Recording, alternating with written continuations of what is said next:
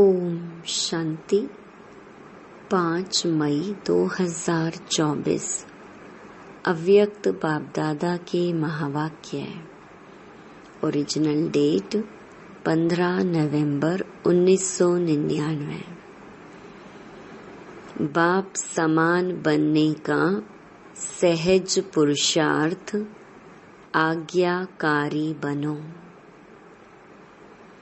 आज बाप दादा अपने होली हंस मंडली को देख रहे हैं। हर एक बच्चा होली हंस है। सदा मन में ज्ञान रत्नों का मनन करते रहते हैं। होली हंस का काम ही है व्यर्थ के कंकड़ छोड़ना और ज्ञान रत्नों का मनन करना। एक एक रतन कितना अमूल्य है। हर एक बच्चा ज्ञान रत्नों की खान बन गए हैं। ज्ञान रत्नों के खजाने से सदा भरपूर रहते हैं। आज बाप दादा बच्चों में एक विशेष बात चेक कर रहे थे। वह क्या थी? ज्ञान व योग की सहज धारणा का सहज साधन है बाप और दादा के आज्ञाकारी बन चलना। बाप के रूप में भी आज्ञाकारी, शिक्षक के रूप में भी और सद्गुरु के रूप में भी। तीनों ही रूपों में आज्ञाकारी बनना अर्थात सहज पुरुषार्थी बनना। क्योंकि तीनों ही रूपों से बच्चों को आज्ञा मिली है। अमृत वेले से लेकर रात तक हर समय हर कर्तव्य की आज्ञा मिली हुई है। आज्ञा के प्रमाण चलते रहें तो किसी भी प्रकार की मेहनत व मुश्किल अनुभव नहीं होगी। हर समय के मनसा संकल्प, वाणी और कर्म तीनों ही प्रकार की आज्ञा स्पष्ट मिली हुई है। सोचने की भी आवश्यकता नहीं कि यह करें या ना करें, यह राइट है या रॉन्ग है। सोचने की भी मेहनत नहीं है। परमात्मा आज्ञा है ही सदा श्रेष्ठ। तो सभी कुमार जो भी आए हो बहुत अच्छा संगठन है। तो हर एक ने बाप का बनते ही बाप से वायदे किए हैं। जब बाप के बने हैं तो सबसे पहले कौन सा वायदा किया? बाबा तन मन धन जो भी है। कुमारों के पास धन तो ज्यादा होता नहीं, फिर भी जो है सब आपका है। यह वायदा किया है। तन भी, मन भी, धन भी और संबंध भी सब आपसे। यह भी पक्का वायदा किया है। जब तन मन धन संबंध सब आपका है तो मेरा क्या रहा? फिर कुछ मेरापन है? होता ही क्या है? तन मन धन जन सब बाप के हवाले कर लिया। प्रवृत्ति वालों ने किया है, मधुबन वालों ने किया है। पक्का है ना? जब मन भी बाप का हुआ, मेरा मन तो नहीं है ना? या मन मेरा है? मेरा समझकर यूज करना है। जब मन बाप को दे दिया तो यह भी आपके पास अमानत है। फिर युद्ध किसमें करते हो? मेरा मन परेशान है, मेरे मन में व्यर्थ संकल्प आते हैं, मेरा मन विचलित होता है। जब मेरा है नहीं, अमानत है, फिर अमानत को मेरा समझकर यूज करना, क्या यह अमानत में खयानत नहीं है? माया के दरवाजे हैं मैं और मेरा, तो तन भी आपका नहीं, फिर देह अभिमान का मैं कहाँ से आया? मन भी आपका नहीं, तो मेरा मेरा कहाँ से आया? तेरा है या मेरा है? बाप का है या सिर्फ कहना है, करना नहीं? कहना बाप का और मानना मेरा। सिर्फ पहला वायदा याद करो कि ना बॉडी कॉन्शियस की मैं है, ना मेरा। तो जो बाप की आज्ञा है, तन को भी अमानत समझो, मन को भी अमानत समझो। फिर मेहनत की जरूरत है क्या? कोई भी कमजोरी आती है तो इन दो शब्दों से आती है, मैं और मेरा। तो ना आपका तन है, ना बॉडी कॉन्शियस का मैं। मन में जो भी संकल्प चलते हैं, अगर आज्ञाकारी हो तो बाप की आज्ञा क्या है? पॉजिटिव सोचो, शुभ भावना के संकल्प करो।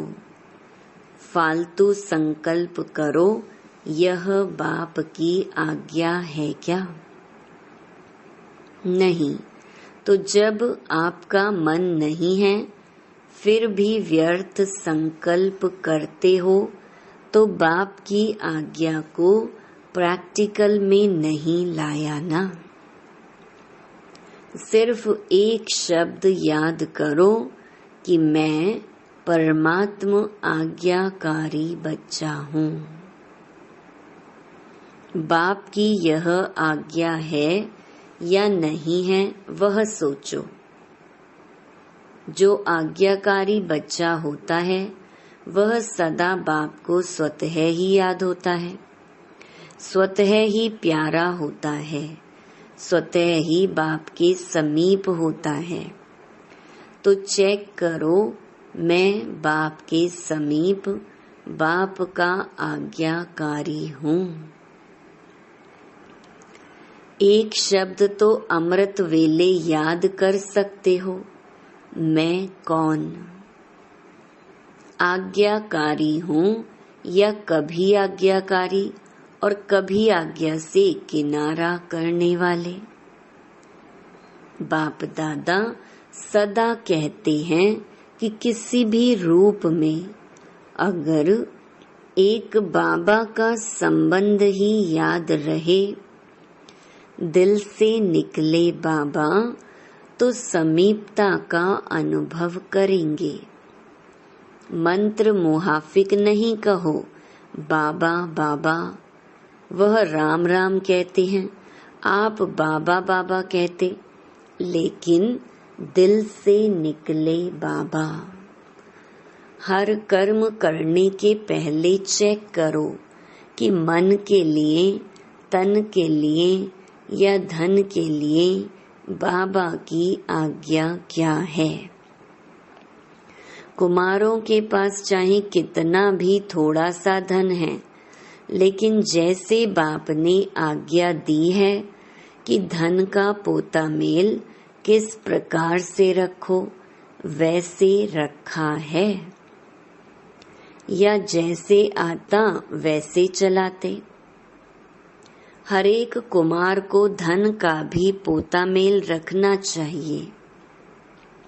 धन को कहाँ और कैसे यूज करना है, मन को भी कहाँ और कैसे यूज करना है, तन को भी कहाँ लगाना है, यह सब पोता मेल होना चाहिए।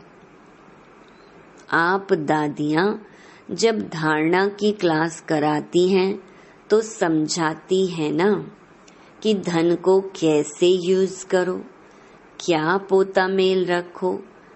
कुमारों को पता है पोता मेल कैसे रखना है, कहाँ लगाना है, यह मालूम है। थोड़े हाथ उठा रहे हैं, नए नए भी हैं, इन्हों को मालूम नहीं है।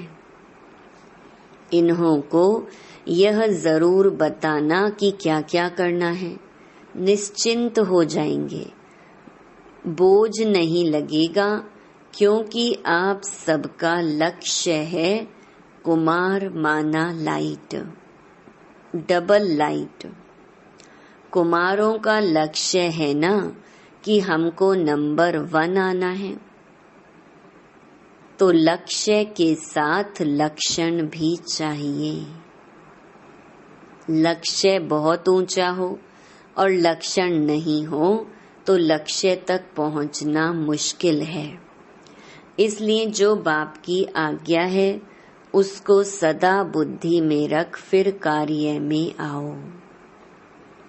बाप दादा ने पहले भी समझाया है कि ब्राह्मण जीवन के मुख्य खजाने हैं संकल्प, समय और श्वास। आपके श्वास भी बहुत अमूल्य हैं। एक श्वास भी कॉमन नहीं हो, व्यर्थ नहीं हो। भक्ति में कहते हैं श्वासों श्वास अपने ईष्ट को याद करो। श्वास भी व्यर्थ नहीं जाए। ज्ञान का खजाना, शक्तियों का खजाना यह तो है ही, लेकिन मुख्य यह तीनों खजाने संकल्प, समय और श्वास आज्ञा प्रमाण सफल होते हैं। व्यर्थ तो नहीं जाते, क्योंकि व्यर्थ जाने से जमा नहीं होता, और जमा का खाता इस संगम पर ही जमा करना है। चाहे सतयुग त्रेता में श्रेष्ठ पद प्राप्त करना है, चाहे द्वापर कलयुग में पूज्य पद पाना है, लेकिन दोनों का जमा इस संगम पर करना है। इस हिसाब से सोचो कि संगम समय की जीवन के छोटे से जन्म के संकल्प, समय, श्वास कितने अमूल्य हैं। इसमें अलबेले नहीं बनना। जैसा आया वैसे दिन बीत गया। दिन बीता नहीं, लेकिन एक दिन में बहुत बहुत गंवाया। जब भी कोई फालतू संकल्प, फालतू समय जाता है तो ऐसे नहीं समझो चलो 5 मिनट गया, बचाओ। समय अनुसार देखो प्रकृति अपने कार्य में कितनी तीव्र है। कुछ न कुछ खेल दिखाती रहती है, कहाँ न कहाँ खेल दिखाती रहती है, लेकिन प्रकृति पति ब्राह्मण बच्चों का खेल एक ही है, उड़ती कला का। तो प्रकृति तो खेल दिखाती, लेकिन ब्राह्मण अपने उड़ती कला का खेल दिखा रहे हो। कोई बच्चे ने बाप दादा को उड़ीसा के समुद्री तूफान की रिजल्ट लिखकर दी। यह हुआ, यह हुआ, तो वह प्रकृति का खेल तो देख लिया, लेकिन बाप दादा पूछते हैं कि आप लोगों ने सिर्फ प्रकृति का खेल देखा या अपने उड़ती कला के खेल में बिजी रहे, या सिर्फ समाचार सुनते रहे। समाचार तो सब सुनना भी पड़ता है, परंतु जितना समाचार सुनने में इंटरेस्ट रहता है, उतना अपनी उड़ती कला की बाजी में रहने का इंटरेस्ट रहा।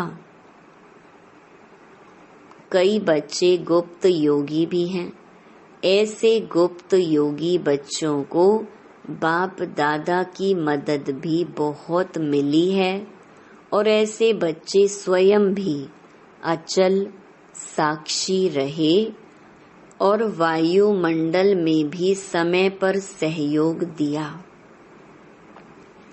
जैसे स्थूल सहयोग देने वाले चाहे गवर्नमेंट चाहे आसपास के लोग सहयोग देने के लिए तैयार हो जाते हैं, ऐसे ब्राह्मण आत्माओं ने भी अपना सहयोग, शक्ति, शांति देने का, सुख देने का जो ईश्वरीय श्रेष्ठ कार्य है वह किया। जैसे वह गवर्नमेंट ने यह किया, फलाने देश ने यह किया, फौरन ही अनाउंसमेंट करने लग जाते हैं। तो बाप दादा पूछते हैं, आप ब्राह्मणों ने भी अपना यह कार्य किया? आपको भी अलर्ट होना चाहिए। स्थूल सहयोग देना यह भी आवश्यक होता है, इसमें बाप दादा मना नहीं करते, लेकिन जो ब्राह्मण आत्माओं का विशेष कार्य है, जो और कोई सहयोग नहीं दे सकता, ऐसा सहयोग अलर्ट होके आपने दिया। देना है ना? या सिर्फ उन्हों को वस्त्र चाहिए, अनाज चाहिए? लेकिन पहले तो मन में शांति चाहिए, सामना करने की शक्ति चाहिए। तो स्थूल के साथ सूक्ष्म सहयोग ब्राह्मण ही दे सकते हैं और कोई नहीं दे सकता है। तो यह कुछ भी नहीं है, यह तो रिहर्सल है। रियल तो आने वाला है, उसकी रिहर्सल आपको भी बाप या समय करा रहा है। तो जो शक्तियाँ, जो खजाने आपके पास हैं, उसको समय पर यूज करना आता है। कुमार क्या करेंगे? शक्तियाँ जमा हैं, शांति जमा है, यूज करना आता है। हाथ तो बहुत अच्छा उठाते हैं, अभी प्रैक्टिकल में दिखाना। साक्षी होकर देखना भी है, सुनना भी है और सहयोग देना भी है। आखिरीन रियल जब पार्ट बजेगा, उसमें साक्षी और निर्भय होकर देखें भी और पार्ट भी बजावें। कौन सा पार्ट? दाता के बच्चे दाता बन, जो आत्माओं को चाहिए वह देते रहें। तो मास्टर दाता है ना? स्टॉक जमा करो, जितना स्टॉक अपने पास होगा उतना ही दाता बन सकेंगे। अंत तक अपने लिए ही जमा करते रहेंगे तो दाता नहीं बन सकेंगे।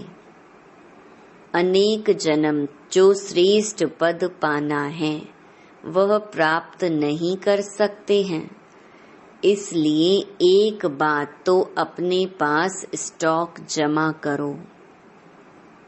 शुभ भावना, श्रेष्ठ कामना का भंडार सदा भरपूर हो।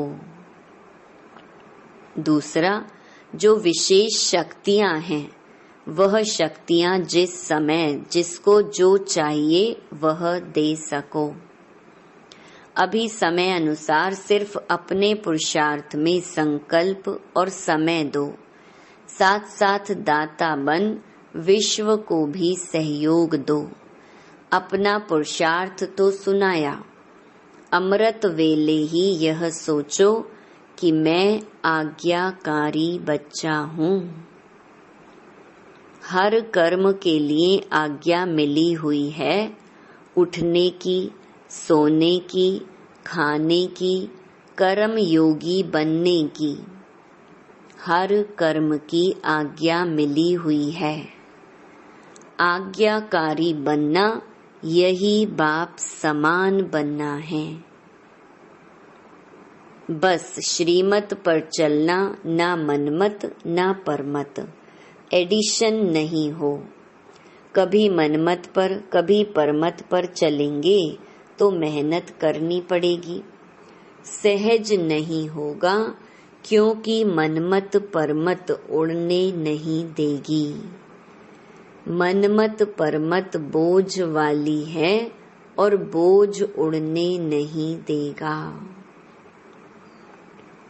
श्रीमत डबल लाइट बनाती है, श्रीमत पर चलना अर्थात सहज बाप समान बनना।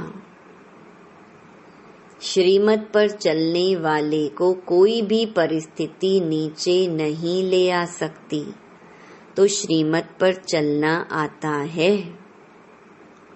अच्छा, तो कुमार अभी क्या करेंगे? निमंत्रण मिला, स्पेशल खातिरी हुई, देखो कितने लाडले हो गए हो, तो अभी आगे क्या करेंगे? रिस्पॉन्ड देंगे या वहां गए तो वहां के, यहाँ आए तो यहाँ के? ऐसे तो नहीं है ना। यहाँ तो बहुत मजे में हो, माया के वार से बचे हुए हो। ऐसा कोई है जिसको यहाँ मधुबन में भी माया आई हो? ऐसा कोई है जिसको मधुबन में भी मेहनत करनी पड़ी हो? सेफ हो, अच्छा है, बाप दादा भी खुश होते हैं। समय आएगा जब यूथ ग्रुप पर गवर्नमेंट का भी अटेंशन जाएगा, लेकिन तब जाएगा जब आप विघ्न विनाशक बन जाओ। विघ्न विनाशक किसका नाम है? आप लोगों का है ना। विघ्नों की हिम्मत नहीं हो जो कोई कुमार का सामना करे, तब कहेंगे विघ्न विनाशक। विघ्न की हार भले हो लेकिन वार नहीं करे। विघ्न विनाशक बनने की हिम्मत है? या वहां जाकर पत्र लिखेंगे, दादी बहुत अच्छा था लेकिन पता नहीं क्या हो गया? ऐसे तो नहीं लिखेंगे। यही खुशखबरी लिखो, ओके वेरी गुड, विघ्न विनाशक हूँ।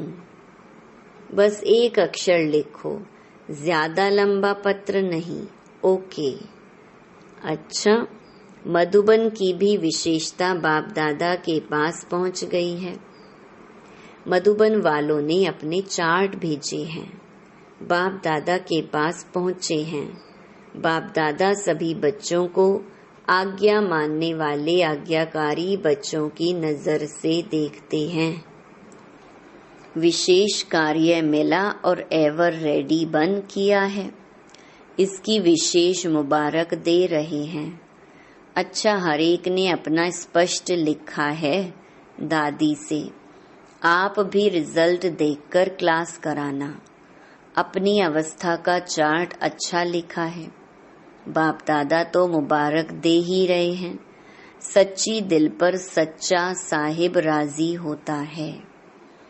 अच्छा, चारों ओर के बाप दादा के आज्ञाकारी बच्चों को, सदा विघ्न विनाशक बच्चों को, सदा श्रीमत पर सहज चलने वाले, मेहनत से मुक्त रहने वाले, सदा मौज में उड़ने और उड़ाने वाले, सर्व खजानों के भंडार से भरपूर रहने वाले, ऐसे बाप के समीप और समान रहने वाले बच्चों को बहुत बहुत याद प्यार और नमस्ते। कुमारों को भी विशेष अथक और एवर रेडी, सदा उड़ती कला में उड़ने वालों को बाप दादा का विशेष याद प्यार। बाप दादा ने डायमंड हॉल में बैठे हुए सभी भाई बहनों को दृष्टि देने के लिए हॉल का चक्कर लगाया। बाप दादा का हर एक बच्चे से बहुत बहुत बहुत प्यार है। ऐसे नहीं समझें कि हमारे से बाप दादा का प्यार कम है। आप चाहे भूल भी जाओ, लेकिन बाप निरंतर हर बच्चे की माला जपते रहते हैं, क्योंकि बाप दादा को हर बच्चे की विशेषता सदा सामने रहती है। कोई भी बच्चा विशेष ना हो यह नहीं है, हर बच्चा विशेष है। बाप कभी एक बच्चे को भी भूलता नहीं है, तो सभी अपने को विशेष आत्मा हैं और विशेष कार्य के लिए निमित्त हैं। ऐसे समझ के आगे बढ़ते चलो। अच्छा वरदान, सदा रूहानी स्थिति में रह दूसरों की भी रूह को देखने वाले रूहानी रूहे गुलाब भव। रूहे गुलाब अर्थात जिसमें सदा रूहानी खुशबू हो। रूहानी खुशबू वाले जहाँ भी देखेंगे, जिसको भी देखेंगे तो रूह को देखेंगे, शरीर को नहीं। तो स्वयं भी सदा रूहानी स्थिति में रहो और दूसरों की भी रूह को देखो। जैसे बाप ऊंचे से ऊंचा है, ऐसे उसका बगीचा भी ऊंचे से ऊंचा है, जिस बगीचे का विशेष श्रृंगार रूहे गुलाब आप बच्चे हो। आपकी रूहानी खुशबू अनेक आत्माओं का कल्याण करने वाली है। स्लोगन, मर्यादा तोड़कर किसी को सुख दिया तो वह भी दुख के खाते में जमा हो जाएगा। ओम शांति।